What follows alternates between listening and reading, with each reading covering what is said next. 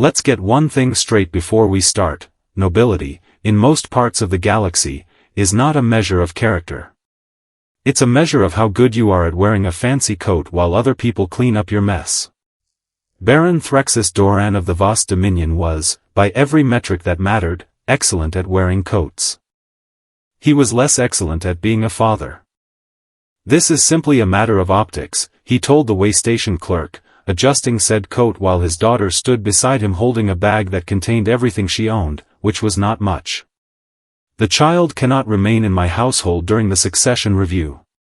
Surely you understand.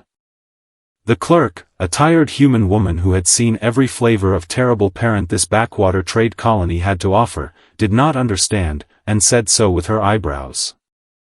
The Baron did not care. Nobility rarely does. He knelt down, briefly, like it cost him something structural, and looked at his daughter, a small girl with silver-threaded skin and eyes the color of a storm that hadn't decided what kind of storm it wanted to be yet. "Calith," he said, "be good. Someone will collect you eventually." Eventually. Great word. Real load-bearing word, that one. Then he left. His ship lifted off in a very dramatic column of engine light, because of course it did, and Calith stood on the docking platform watching the only family she had shrink into a star and vanish, taking with it any illusions she might have had about being wanted. Nobody collected her eventually. Nobody collected her at all. 10 years is a long time to wait for a word like "eventually" to mean anything, and Des Calloway had absolutely no idea any of this had happened, because Des Calloway had bigger problems, namely a cargo hauler held together by duct tape, spite, and a stubborn refusal to die. "Don't you dare," Des told the ship's failing coolant line, in the tone of a woman negotiating with a toddler.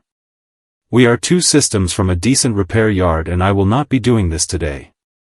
The coolant line, showing the same respect for authority that most of Des's life did, kept leaking. This particular backwater colony, officially named something with too many consonants, unofficially called the Armpit by every hauler who'd ever docked there, was where Des ended up more often than she'd like, mostly because it was cheap, mostly because cheap mattered when your ship ran on duct tape and spite. It was also, as it happened, where a quiet alien girl swept docking bays and never talked to anyone, which Des had noticed exactly 0 times in 3 years of stopping there, because Des, much like the rest of the galaxy, was not in the habit of looking closely at people nobody else looked at. That changed on a Tuesday. It started with a supply crate the size of a small vehicle, a snapped cable, and a kid who had wandered somewhere he absolutely should not have been standing. Des saw it happen in the kind of slow motion that isn't actually slow, it just feels that way because your brain is busy screaming. Crate falls. Kid freezes. Everyone within earshot makes a noise that isn't quite a word. And then the quiet alien girl who swept the docking bays was suddenly not sweeping anything, she was a blur, and the kid was somehow 6 feet from where he'd been standing, and the crate hit the deck plating with a sound like the end of the world, and nobody could quite explain how any of that had happened in the amount of time it had happened in. Calith stood there, breathing hard, staring at her own hands like they belonged to somebody she hadn't been introduced to yet. Then she ran. "Okay," Des said, "to nobody, to the universe in general." That was not normal broom-related reflexes. Being, as previously established, incapable of minding her own business, Des went looking.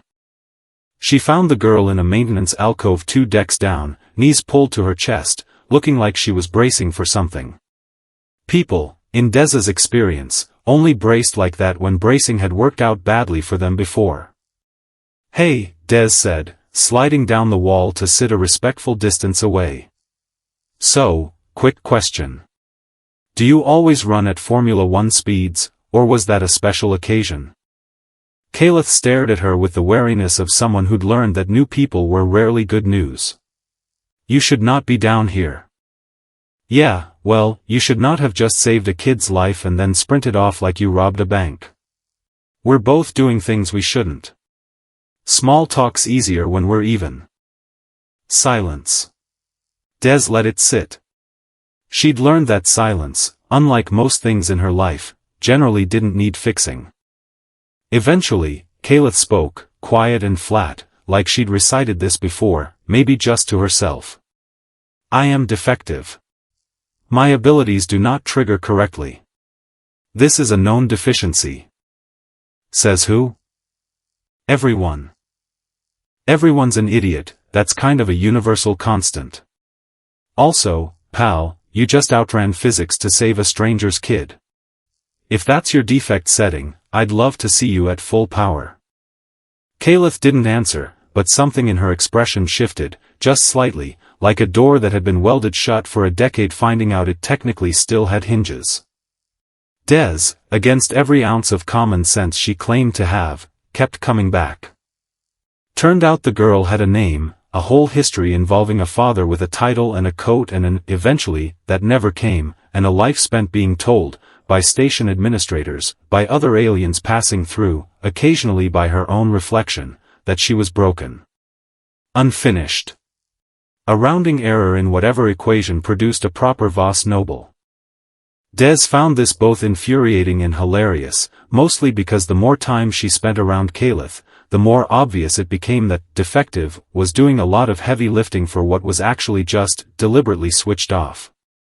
Metal bent slightly when Kalith gripped it too hard, like it remembered being asked to do something bigger.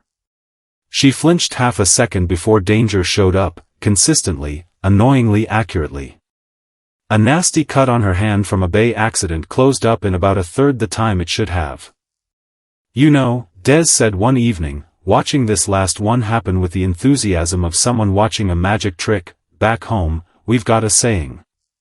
If it looks like a superweapon and acts like a superweapon, it's probably not actually defective, it's probably just somebody's really specific idea of inconvenient. My father said my abilities never activated.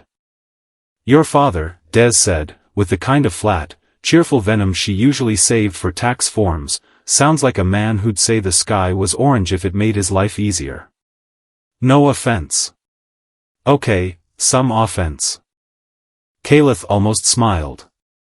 Almost. The Baron did not return out of guilt. Guilt had never once in his life gotten him out of bed early.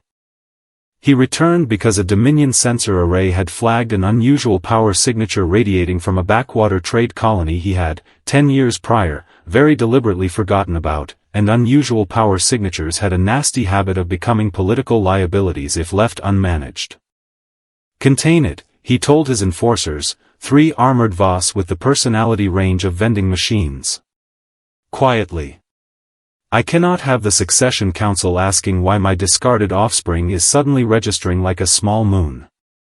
Discarded offspring. Really rolls off the tongue, doesn't it?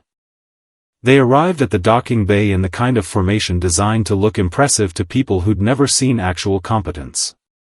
Des happened to be there, mid-argument with a fuel vendor about pricing, when she saw the coat. The same ridiculous coat. She'd never met the man, but she'd heard the story enough times by now to recognize a walking punchline when she saw one. Oh, fantastic, Des muttered. The eventually guy's back.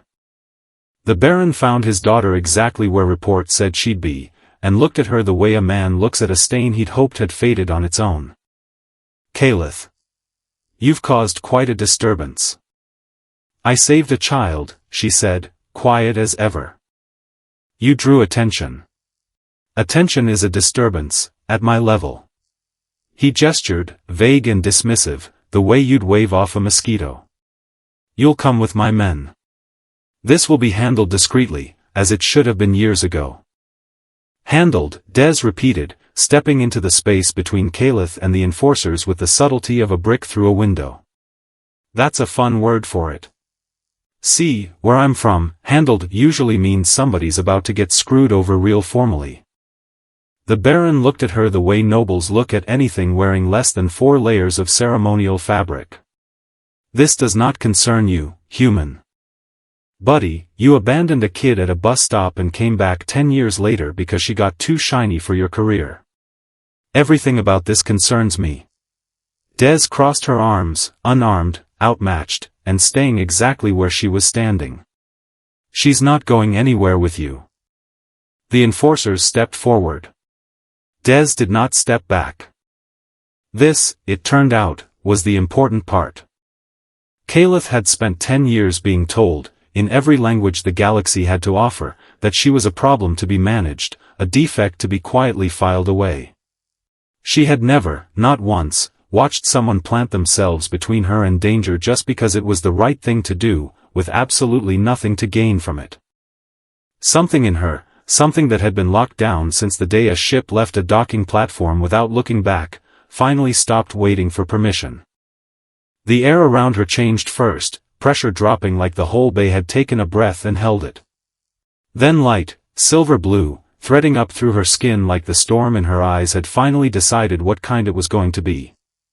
The enforcers froze mid-step, weapons suddenly very heavy in hands that no longer quite obeyed them, pinned by something that didn't so much attack as simply, calmly, refuse to let them move. Nobody died. That was the part that mattered, the part that made it control instead of chaos. She wasn't lashing out. She was choosing, precisely, exactly how much force this moment required, and it required just enough. The Baron stood very still in his very nice coat, looking, for the first time in this story, considerably less impressive than the furniture around him. Huh, Des said, mostly to herself, grinning like an idiot. Defective. Sure.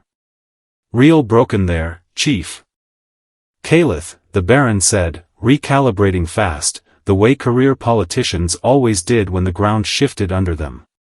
This is wonderful.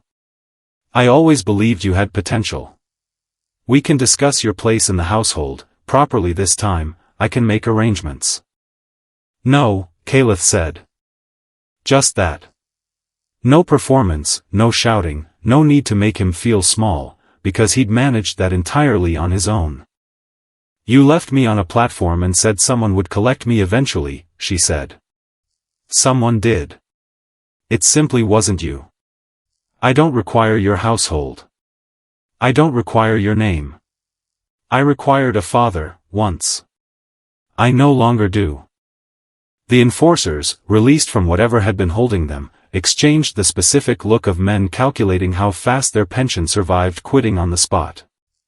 The Baron opened his mouth, found nothing in it worth saying, and closed it again, which might have been the single most self-aware thing he'd done all decade.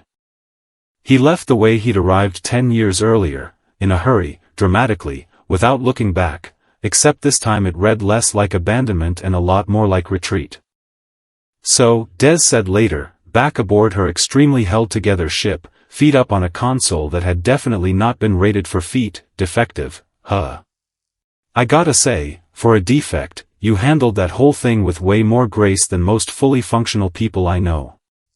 Present company excluded, obviously. You stepped in front of trained enforcers with no weapon and no power, Caliph said. That was not gracious. That was reckless. Yeah, well. Des shrugged, unbothered, because being unbothered by her own terrible decisions was basically her whole personality. Turns out that's kind of our whole deal, us humans. Somebody tells us the odds, we just decide the odds sound like somebody else's problem. Caliph looked at her for a long moment, something loosening behind her storm-colored eyes, something that had been braced for 10 straight years finally allowed to rest. I would like to stay, she said. If that is acceptable.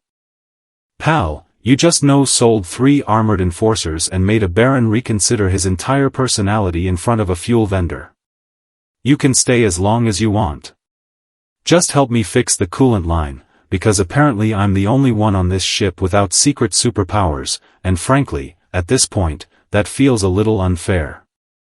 Somewhere out past the docking bay, a very fancy coat was flying off to explain a very bad day to a succession council that would not be sympathetic. And somewhere in a station that had spent a decade calling her broken, a girl who'd been left behind finally had somewhere she didn't have to wait to be collected from. Turns out the galaxy's scariest variable was never the power. It was the one species too stubborn to check the odds before standing its ground, and, unfortunately for every self-important Baron out there, humans came with that setting stuck permanently on.